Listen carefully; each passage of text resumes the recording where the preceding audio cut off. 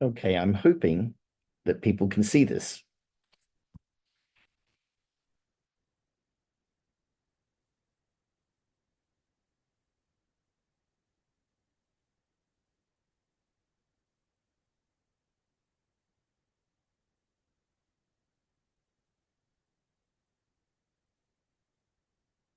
Okay, great. I'm glad you can all see and hear me, and thank you for being so patient. I truly don't know where the technology problems were, but on one of the lab links, uh, it was um, a clearly OSU's problem. All right, let's get going. I don't want to hold you up. I'm sure you've got things to do and it must be getting late there. I can't hear the translator, so I'm not sure what to do about that, but I will try and talk my way through this slowly. Before we start, I have some acknowledgements. First, I want to thank the organizing committee for inviting me here. I'm delighted and honored um, to be presenting here. I gave my first talk in Turkey, in Istanbul in 2005, and then in Antalya in 2010 and 2016. And today I'm fortunate to talk to you in Bursa. I apologize that I can't be with you in person. Lots going on in my world right now. Second, I'd like to thank you all for taking the time, being so patient today for what I'm going to be sharing. And finally, I really need to share a big thank you to all of my friends in Turkey, many of whom have and continue to do research with me since Levent was here in 2005. It's always been my privilege to work with you, and I've gained a great deal from that work. In short, I've got a long history with Turkey. It's one of my favorite places in the world. My talk today is focused on teacher educators, teachers, and pre-service teachers. I think there's something here for researchers as well, but my main focus is on these three groups. Uh, Whenever I go to a conference, I hear someone talking about what they see as physical education, but they often leave it up in the air about what they actually believe. So I've taken the habit recently of just defining what physical education means to me. I think the number one outcome of physical education is that kids, children, adolescents, adults should be turned on to the joy of moving. They should have fun moving. I think this is critical. Well, first of all, from a physical education perspective, it represents formalized play. We teach them how to move efficiently, whether it's dance or sport or other movement forms.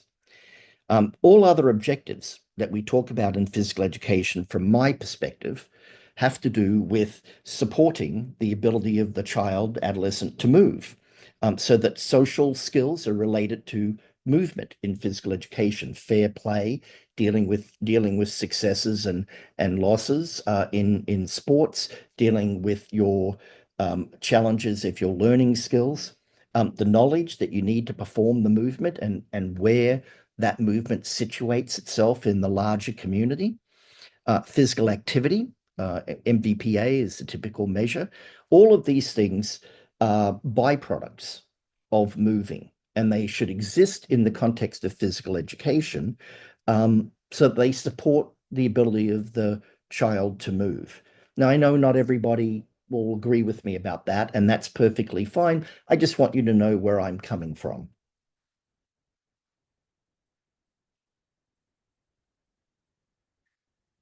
However, while a little child might go out and have fun running through the forest or, sorry, running through some flowers on a field or just enjoying being outside and running in the sun, in physical education, we have an educational component. They need the primary goal of which is to help children acquire movement and be able to move efficiently. And in that context, to have joy of movement requires some movement competence.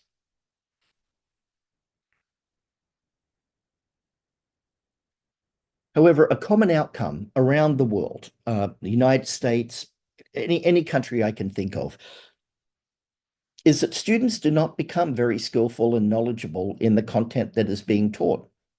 Uh, the joy of movement outcome is less common as you move from elementary to high school. It's really common in the United States for me to quite um, commonly go to schools and not see high school kids enjoying moving. They have fun, they goof around, they play volleyball, hitting it poorly, and spend time chasing after the ball. And after 2 or 3 days, they start complaining to do a new instructional unit. We don't do a good job of this worldwide. And I want to talk about particularly a reason why we might not be doing a good job of this worldwide. But the consequences of not putting children in contact with the joy of movement are more profound than the commonly espoused rationales for doing physical education. The health benefits, most commonly a loss of weight, addressing hypokinetic diseases such as blood pressure and so on, academic achievement, or even economic outcomes for some countries.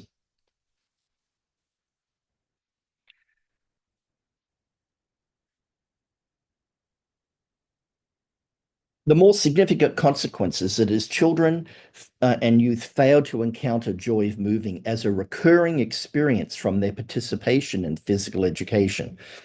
It's a precursor to children engaging in and as adults in lifetime physical activity, whatever that activity might be. It's an important outcome, and I don't think we've prioritized it in the right way. We've typically talk about moderate to vigorous physical activity and adults engaging and children engaging in more of that as they move through their lifespan as adults. We talk about being able to play games, but I think the fundamental outcome here is very much what Darrell Siedentop said in his first book in 1979, and that is an approach tendency, a belief that as an individual, I can be successful and engage in physical movement forms in whatever movements I choose to do because my past experiences have been positive, and that requires a teacher for the most part or a coach. But again, this requires some movement competence in physical education. So the question is, if this is the primary outcome we want, how best to serve children and youth to achieve this in our schools? And uh, my answer is that we support teachers by strengthening their ability to teach. Now, when I was a graduate student, one of the very first papers I read was by Donald Medley. I think he wrote it in 1979, or it might have been earlier. And Medley said that the best investment a country can make in the education of its children is to support teachers, to train the teachers to be really well and to provide them professional development support as they move through their careers. America does a relatively terrible job of doing this. Um, some other countries do a lot better, but in general, we don't really support practicing teachers anywhere near as well as we could. Um, but in some cases, we do a particularly good job when it's a particular project. But the point being that teachers are our best game in town, far better than spending money on technology, far better than building a new gym to make it bigger. All of these things are great, very useful for teaching, but it's the teacher that drives the system. And we really want to be in a position where we can support teachers. And I want to suggest that teaching is incredibly powerful. I'm going to give a general uh, term here and say I'm not just talking about teaching effectiveness, I'm talking about a caring teacher, someone who it has good interpersonal relationships with the students they teach. When you have good interpersonal relationships and you've got effectiveness, you've got a very powerful teacher. Now, this is a metaphor. So in again, as a grad student, one of the first papers I read was Bloom's Two Sigma challenge. Bloom had done some studies in the University of Chicago, and he had found that tutoring produced really significant gains. If you look at the top curve here, that represents what people would call a normal curve. It's not true to say that this is 0 and this is 100, but it's could start at different positions. But if you teach enough people at a time, you get a normal curve. Bloom found that he had this skew here, negative skew, where the majority of the children were above the mean of the normal distribution. So these majority of these kids are above the mean. Not only that, the variance between the low skilled and the high skilled, at least on the tutorial test they gave, was quite low, which meant that many children benefited. I can't tell you that this group here isn't the same as this group here. I suspect they are, but all of this, they all moved up. And this became Bloom's argument, Benjamin Bloom's argument for a criterion for educational research in all areas. Some reading programs in the United States have achieved this. Math is still struggling pretty mightily with trying to improve this. But in physical education, we have demonstrated this in a number of studies right now. That is, the competence of the children learning skills improves. Now, we haven't always used control groups. Sometimes we simply say, okay, that the pretest scores have them at 40 or 50%, and we move them to 84% or 90% of the criteria we're using, a measurement, we move them from 5 sit-ups to more sit-ups, from performing badminton poorly to performing badminton well. And this is pretty typical of what you get when you use Bloom's criteria. That is a fairly significant improvement in learning. That should be our goal. We tend to try to cover more content than we might normally do. But the various ways, and there are many, many ways to produce this outcome, many curriculums, many teaching approaches. I've got no problem with that. But a lot of teachers around the world say, I can't do that in the conditions I'm working under, the size of the gym, the amount of equipment I can use. But teachers can and have and are making these changes in conditions that are really not that great. They teach less. They teach content that will fit the setting. They're not locked into doing it indoors. They might be willing to do it outdoors. But in the studies that we've done, we've conducted studies with teachers in their first year of teaching in relatively poorly equipped schools, and they have done almost as well as very experienced teachers in facilities with lots of equipment in them. So I'm not sure we can continue to move forward and make the case that the conditions prevent teachers from teaching well. They may have to change their content, they may have to change the way they do business, but there is evidence out there that this pays off and children learn. So my primary argument is that the improvement of teaching at both the pre-service and in-service levels requires a focus on the practice of teaching. By this, I mean the act of teaching, what we all do when we work with a class.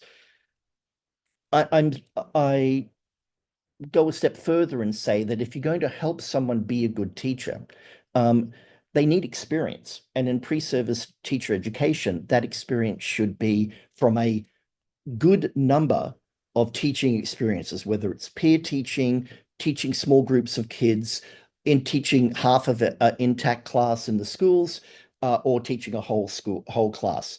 But I think there's overwhelming evidence that the fewer of those experiences you have, the weaker the students get in terms of being able to teach. A pre-service teacher who's had more field experiences that have been directly supervised and where they've gotten good feedback simply graduates as a better teacher than someone who's had 1 or 2 field experiences. That data we have known for nearly 20 years now. But I know you all probably know this, so I won't spend any time on it. But I also want to say that, in my opinion, in teacher education, it is not particularly difficult to teach management. It requires experience for teachers to use management, but I don't consider teaching class management a particularly difficult thing, nor do I consider teaching pre-service teachers pedagogy I think that's very straightforward. Generally speaking, we are extremely good at that because of the work of Judy Rink, Daryl Siedentop, and a bunch of other people, Mike Metzler, who have in America, and I don't know all the names of the folks in your countries, but we know very clearly that we can teach pedagogy pretty well in a teacher education program. What we don't do well is teach content. Content knowledge is the single largest problem that prevents us moving forward as an effective teacher. Now, I don't want to misunderstand this. Some teachers need more pedagogical training, curriculum training. I'm all for it. And I absolutely can see how it can strengthen and weaken a teacher's practice of teaching. But content knowledge has over and over again been shown to be the single biggest barrier to an effective teacher. So the practice of teaching, since I'm on a roll, I'm talking about teacher education. I want to be a little critical here, and this is in teacher education worldwide, in particular physical education, but actually it can apply to other subject areas. Much of what we're doing in physical education is neither empirically based nor is it working. We more often rely on the fact it's always been done this way, and we have less evidence that what we're doing in the name of teacher education works. Now, I'm not saying that what we're doing doesn't work all the time, but a lot of what we're doing is driven more by philosophy and epistemological positions than actually demonstration that this works in teachers and pre-service teachers, for pre-service teachers. What we're doing is often not focusing on the practice of teaching. We spend way too much time talking about theory, and some of these theories are not entirely relevant to teaching, and some of them are unproven. This is the epistemological argument that I just made. It doesn't mean that there aren't theories out there of teaching that we should be paying attention to and teaching. My point is, if you care enough to teach the theory, you need to make sure it's applied by your pre-service teachers. There's a theory practice gap, which is fairly commonplace around the world, and a number of Europeans have written about this.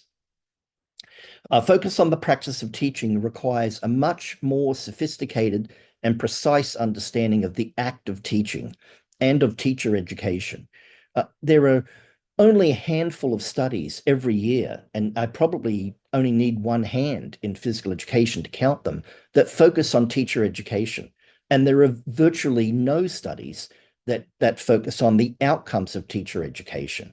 That's problematic if we want to move the training of teachers forward, if we want to produce good teachers for our countries.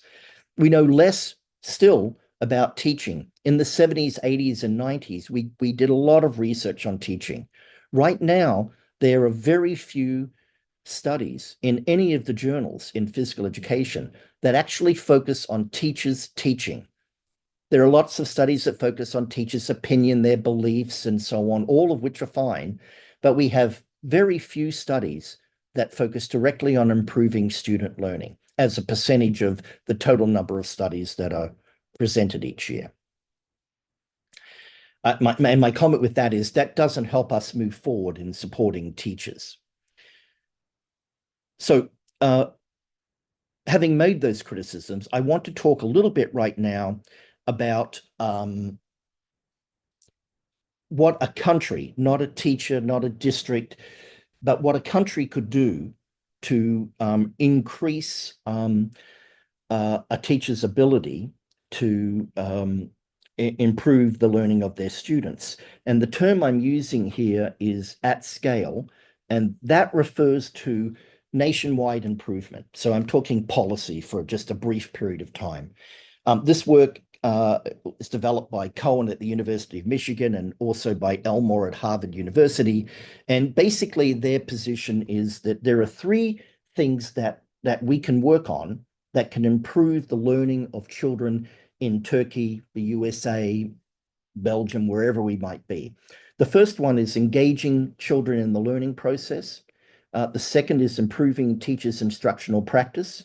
And the third is providing academically challenging content. I want to unpack these very briefly.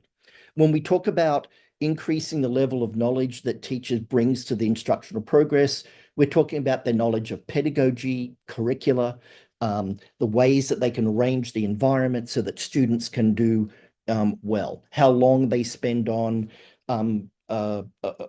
developing their instruction. It also requires them to have knowledge of the characteristics of the students. And I think teacher education has, by and large, done a good job in most countries of talking about developmental characteristics. But they have done, I think, a very poor job, at least in the United States, I feel this is true, a very poor job of helping teachers understand how learning occurs, that it's not linear. It can occur, you can move up and back and do non-linear approaches in terms of the fact that students don't always move in a straight line in their learning. I don't think our students fully understand that. What I'm going to be talking about a little bit later can get around that problem. And I'm not 100% sure that our students really understand the varying cultural characteristics of the children in our classes and what that means in terms of its impact on their life experiences, in terms of movement and in terms of their social interactions. The second element that Cohen and Elmore talked about is to increase the level and complexity of the content that students learn. And this is directly tied to improving the content knowledge of teachers and to create a deeper understanding by teachers of unpacking content. What is striking to me is that this finding, this issue of improving the content knowledge of teacher exists in every subject matter that I can find. It's true in art, it's true in math, it's science, health, it's teachers don't know enough about their content. And I'm not talking here about do they know the rules and the technique. I'm talking about do they know the instructional progressions to improve? And I'm going to come to that in just a minute. The third one is to change the relationship of the student to the content. Now, there are lots of really obvious ways in curriculums that do this. Sport education has students engaging in multiple roles, from being leaders, captains, and coaches to leading in terms of a warm-up, in terms of handling fair play decisions during games. Cooperative learning creates individual responsibilities for each student, and that creates in turn an interdependent relationship for the group to succeed. All of the individuals have to play their part. Teaching games for understanding uses a particular approach where students are presented with problems, and because these problems are demanding, it gets more of their attention. Adventure-based learning teaches a variety of things. It doesn't do a great job in terms of movement, but it does a great job in terms of social and knowledge skills by having students cooperate together under challenge situations. However, I do want to put a plug in for adventure-based learning. Adventure-based learning works best for me when I combine it with orienteering. So at each point that you arrive at orienteering, I always have students do an adventure-based learning activity, and these activities increase as you move through the semester. So I want to return to this instructional core. And Elmore said that if you're not improving one of these things in teacher education or as a teacher, or in the professional development for teachers, then you're not making the biggest impact you're doing, and you're probably not improving the learning of students. This is evidence, very strong evidence that came out of Harvard University in Michigan, as I suggested in the professional development of teachers. It's pretty important, and I'd simply like to say there's nothing new here. I think if I asked everybody to come up with this little triangle, everybody could do that. But I do want to suggest that the themes behind this, engaging students in the learning process, improving teachers' instructional practice, and providing academically challenging content, are not the sorts of things that I normally see when I ask people, what do you think this means? How to improve a teacher? And these categories, I think, have to be, these labels have to be priorities for the improvement of instruction.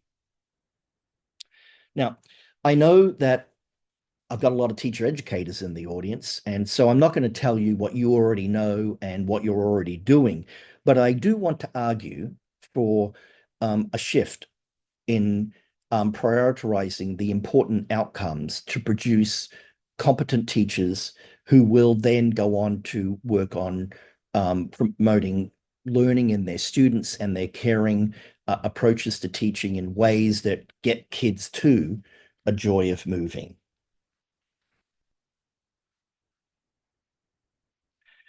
So I think you know this, effective teachers are not born. And prior to the university, children, the future teachers have an apprenticeship of observation from elementary through high school, where they observe teachers teaching. They may have even, or coaches for that matter, their parents teaching them, and certainly they may have even done some coaching themselves. I like that group a lot because they tend to go on to be good teachers. The real work, however, is done in teacher education, which is a significant social outcome that our government should pay attention to. The better the teacher, chances are the more students they're going to positively impact and the better they're going to do it. And the problem is that we have had a tendency on saying, look, we're going to put all of this on teacher education, but we only have a few years to do that. We need to step back and view professional development, lifelong professional development across the career of the teacher, as integrated with what we're doing in pre-service teacher education. I don't know of many countries that have that systematically done. I know of some efforts to do that, but not at a nationwide system. And the efforts that I've seen do it have not been sustained for a large number of years. But I think we need to think about supporting teachers across their career and not just in projects and here and there. What I want to talk about for the rest of my talk is adaptive teaching. This is not related to adaptive physical education, although there are some characteristics that are similar. It is a concept that has been developed in a wide number of areas in the military, in business, in teaching, and a whole bunch of instructional settings. Not rocket science, but when we conduct studies on it, we don't see it happening very much in teaching.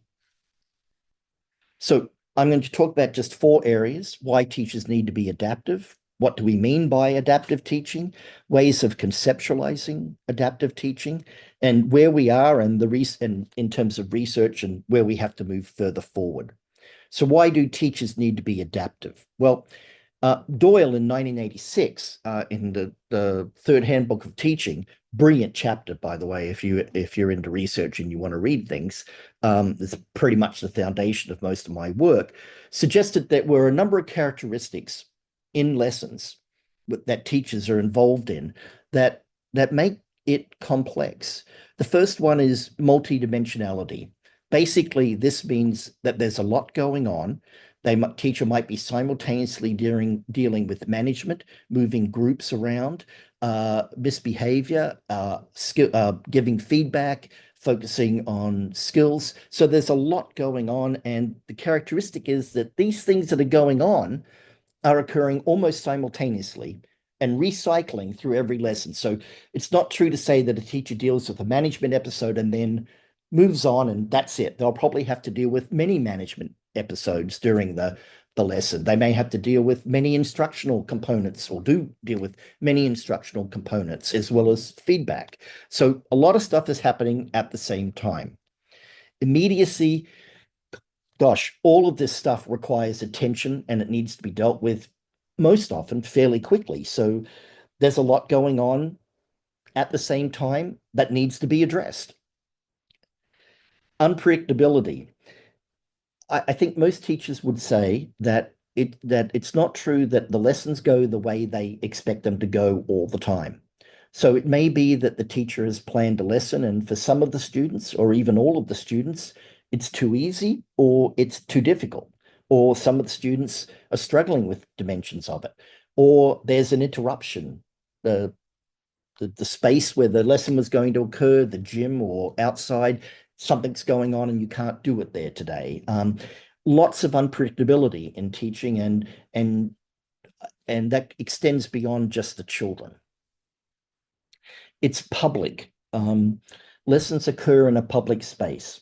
And so if the teacher is critical of a child, everybody is going to observe that. If the teacher is positive of a child, everybody is going to observe that.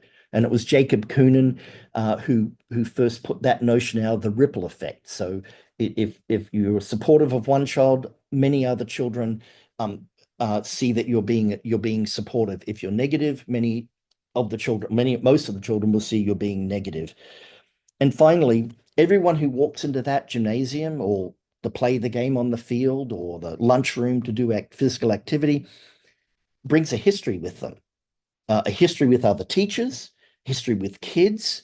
Every child is different. They've got their own life experiences that affects both their interpersonal relationships as well as their movement skills, their experiences at having had that. So bottom line, Doyle makes the case that it's darn hard to be a teacher, and I totally agree with him.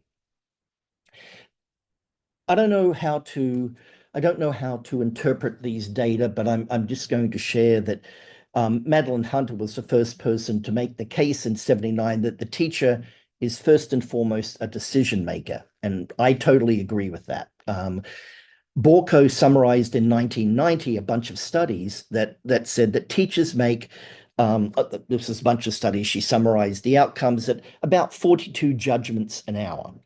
Philip Jackson in 1990 said that elementary school teachers, and these aren't all decisions, elementary school teachers have between 200 to 300 exchanges with students every hour, and nearly between 1,200 to 1,800 a day. Now, I don't want you to quibble over the numbers. It's simply another case that teachers have to make a lot of judgments all the time.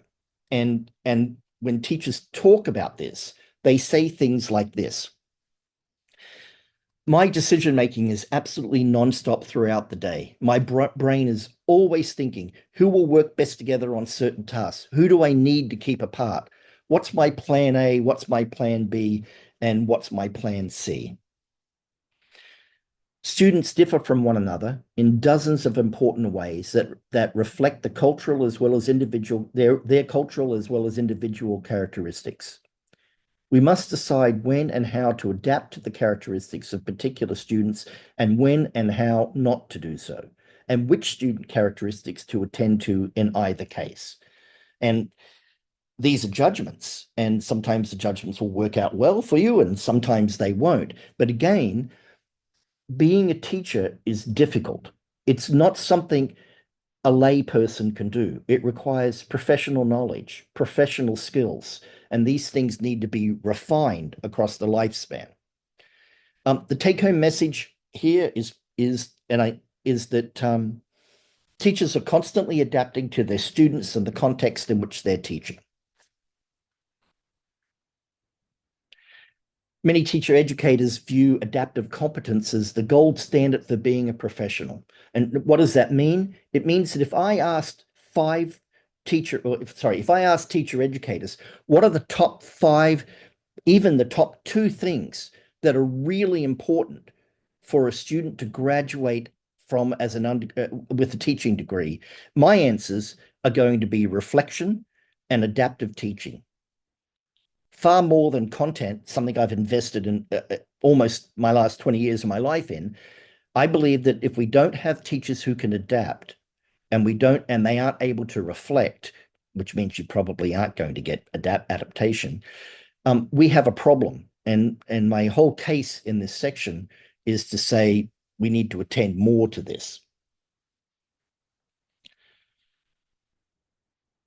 So what do I mean by adaptive teaching? Just some very quick definitions. It means altering the teacher alters their behavior to meet the demands of the environment. Either they move to a new setting, they add more equipment, they interact with students in different ways, they present the instruction differently.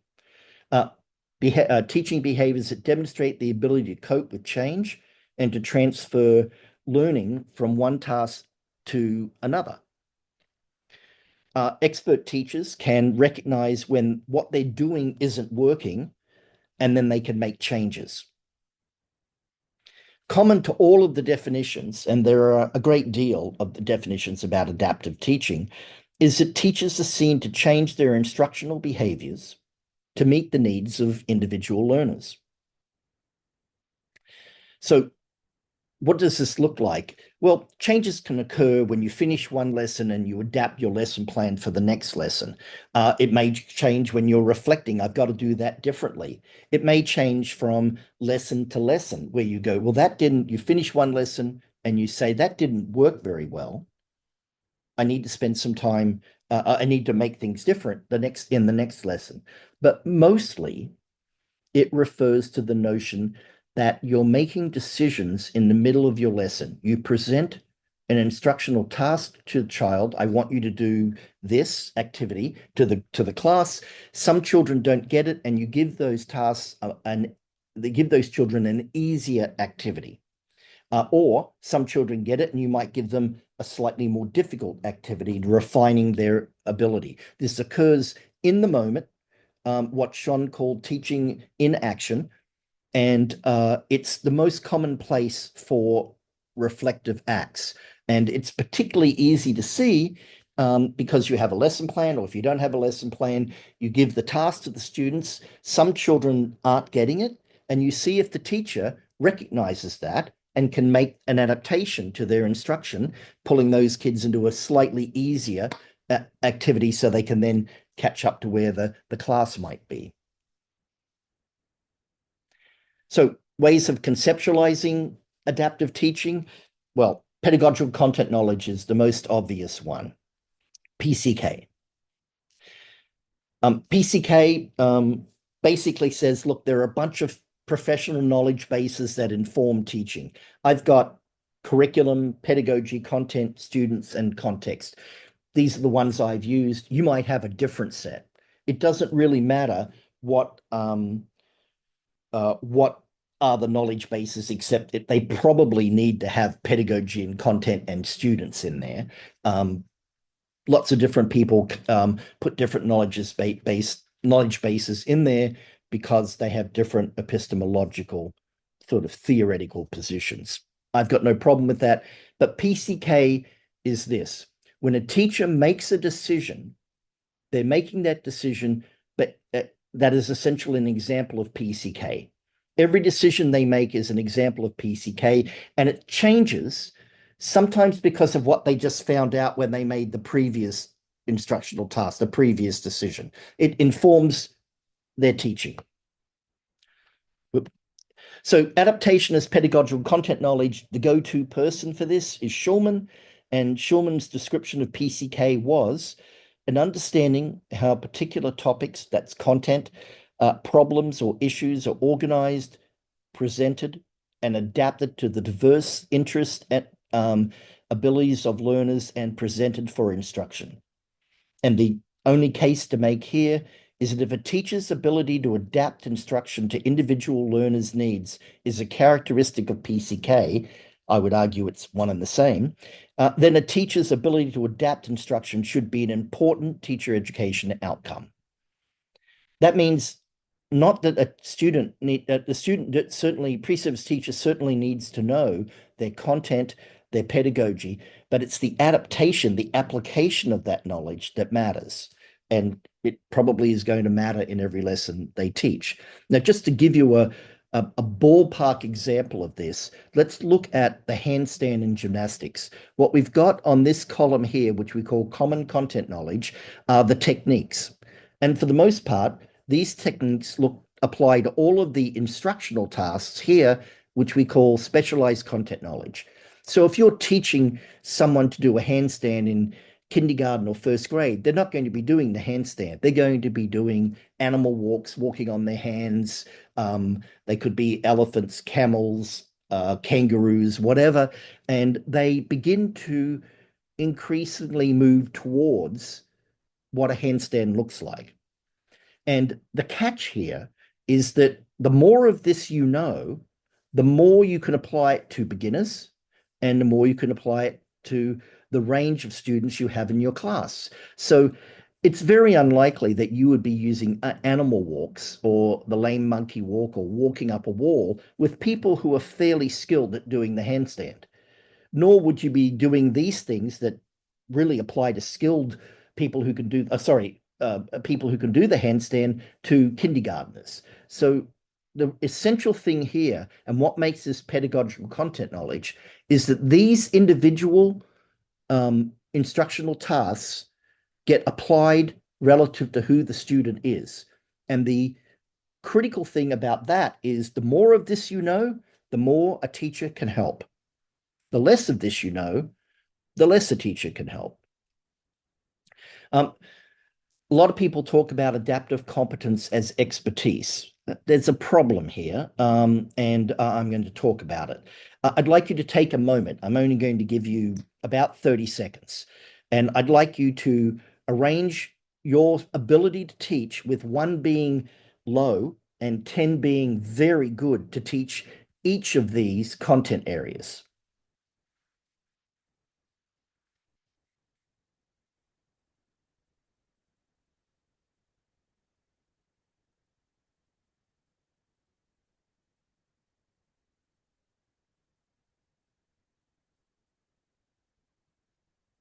One is low, 10 is very good.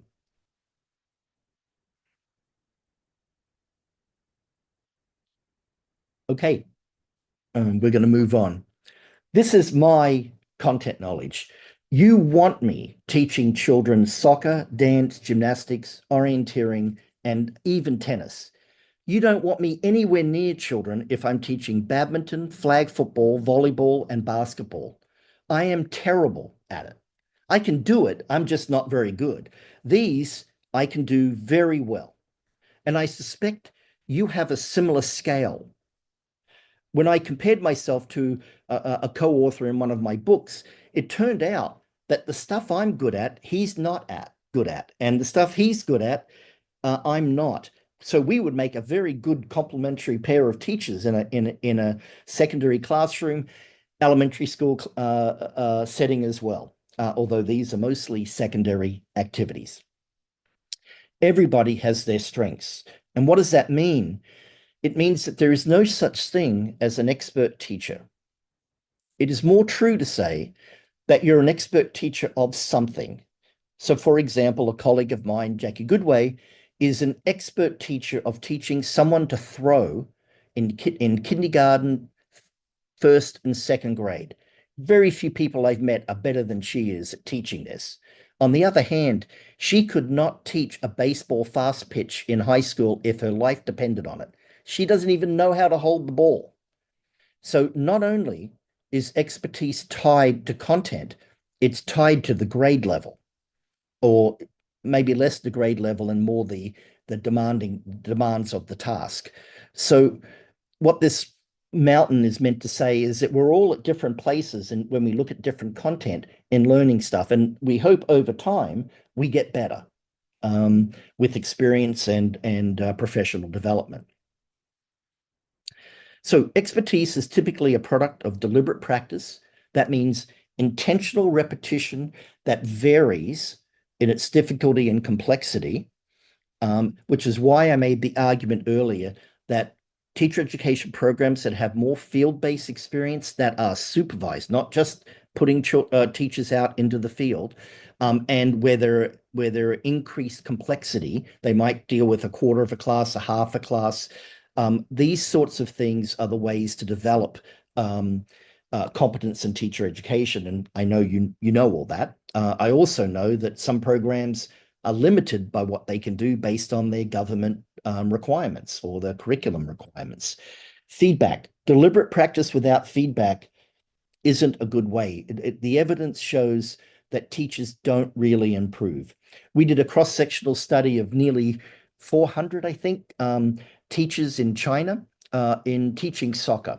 We looked at teachers who graduated within their first 5 years, first, I think, 10, 15, 20, and I think we got to 30. And we found that by and large, their understanding of content did not improve. It went up a little bit, but it started low and it was about below what we would call a category 3, which basically means that they didn't have many instructional progressions in their repertoire to teach the soccer, and it went down. The older they got, the lower it got. Cross-sectional study, about 400 teachers. We found that on smaller scale studies everywhere we look. In the United States, for example, we asked 3,000 teachers how they teach the layup. 2,950 of them said we demonstrate it. They didn't start by saying, well, we start under the hoop without a ball. We teach a hop, the arm extension, and then we use a ball, then we move into a step and so on. They didn't. They said we demonstrate it. And that is, in fact, the most common teaching style throughout the world. Doesn't mean it's the best, though. Some cases, it's a good idea. And reflection, I've already made the case of why reflection is so important. Where we are with research and moving forward, research directions moving forward. We started initially the way we always start, with operationalizing what we mean by reflection. How would we know it in a lesson plan? Not reflection, adaptation. The easiest way to do that is to have pre-service teachers use the tracking function in the Word program, Microsoft Office Word, and have them simply put tracking in, and you can see in a lesson plan where they've made the changes.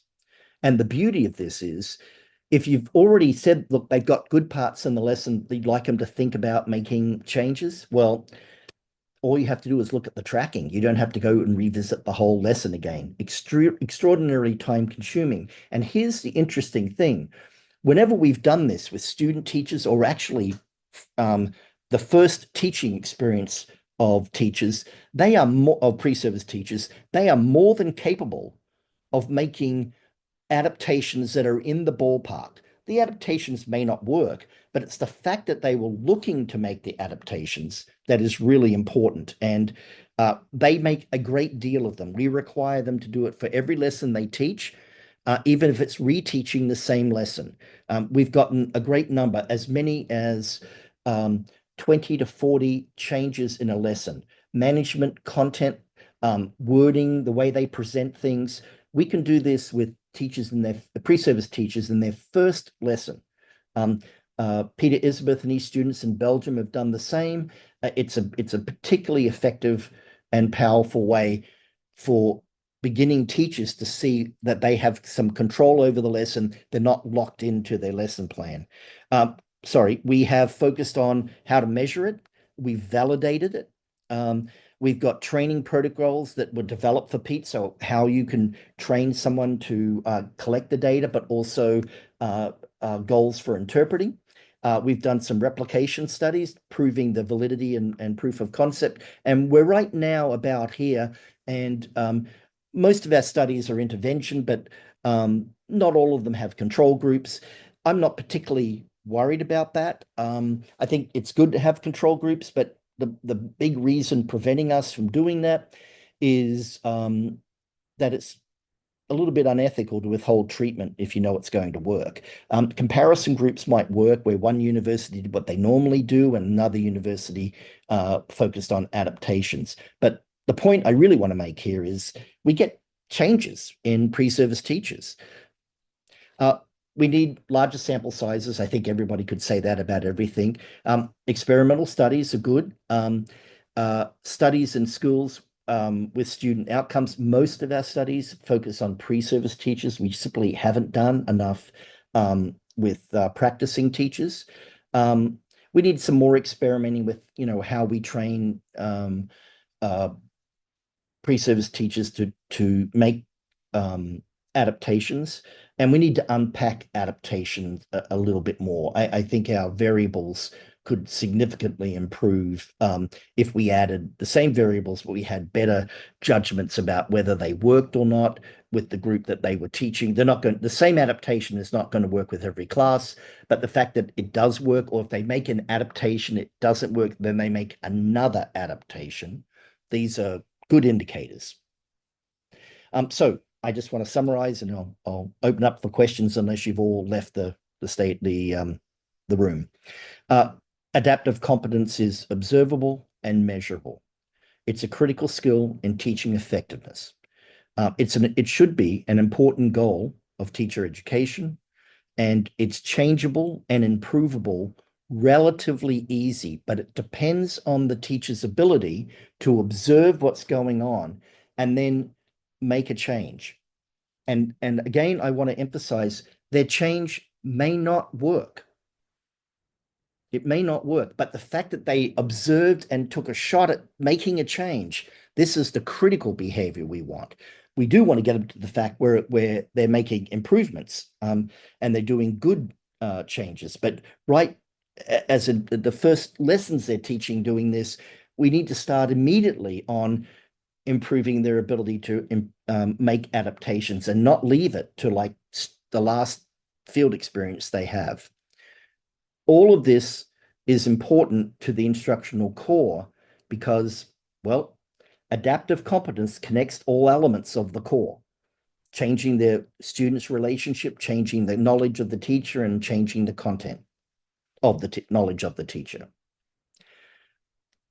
Final comment is, I think teachers are the most powerful tool we've got in society to have a good, educated citizenship. And relative to physical education, I think they're the most powerful strategy we've got in our society to teach skills, outcomes, such as joy of moving, motor competence, social skills, knowledge, and get them moving, that we have. But teachers have got to be actively doing this. They have to be active decision makers. Thank you for listening. I hope what I've shared is of use to you. And if we've got time, I'll take questions, but if you need me to go, I'll go.